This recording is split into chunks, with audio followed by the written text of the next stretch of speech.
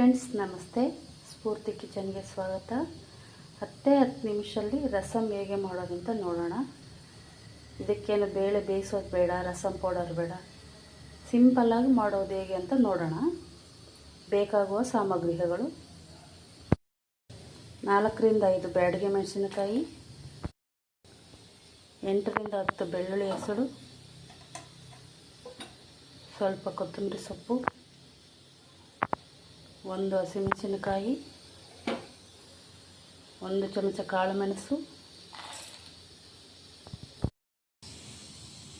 1 spoon ಜೀರಿಗೆ,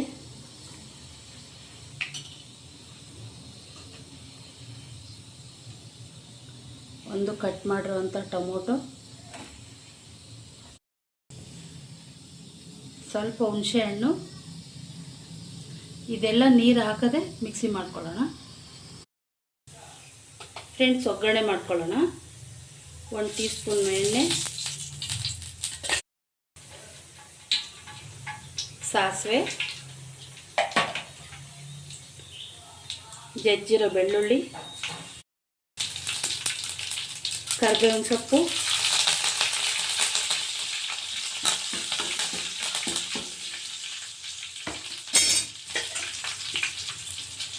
ಒಂದು ಹೆಚ್ಚಿರೋ ಈರುಳ್ಳಿ,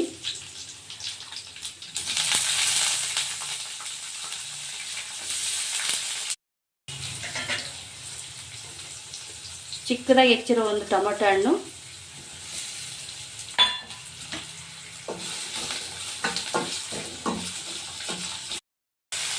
1 ಸ್ಪೂನ್ ಉಪ್ಪು. ಟೊಮೆಟೊ ಚೆನ್ನಾಗಿ ಬೇಯುತ್ತೆ ಉಪ್ಪು ಹಾಕೋದ್ರಿಂದ. ಫ್ರೆಂಡ್ಸ್, ಟೊಮೆಟೊ ಈರುಳ್ಳಿ ಎಲ್ಲ ಚೆನ್ನಾಗಿ ಬೆಂದಿದೆ. ಈಗ ಮಸಾಲೆ ಹಾಕ್ಕೊಳ್ಳೋಣ. ರುಬ್ಬಿರೋ ಮಸಾಲೆ ಹಾಕ್ಕೊಳ್ಳೋಣ.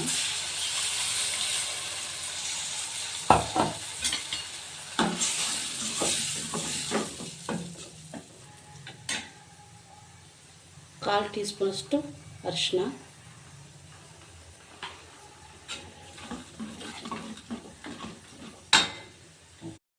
ನೀರು ಹಾಕೋಣ. ಫ್ರೆಂಡ್ಸ್,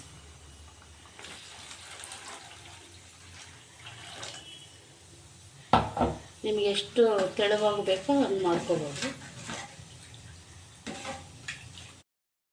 ಫ್ರೆಂಡ್ಸ್, ಒಂದು 5 ರಿಂದ 10 ನಿಮಿಷ ಕೂತ್ರೆ ರಸಮ್ ರೆಡಿ. 10 ನಿಮಿಷ ಆಯಿತು ಫ್ರೆಂಡ್ಸ್. ಒಳ್ಳೆ ಕುದಿ ಬಂದಿದೆ ನೋಡಿ. ರಸಮ್ ರೆಡಿ ಆಯಿತು. ಸರ್ವ್ ಮಾಡೋಣ. ರೆಡಿ ಆಯಿತು ನೋಡಿ ಫ್ರೆಂಡ್ಸ್. ಅನ್ನದ ಜೊತೆ ಹಾಕೋಣ.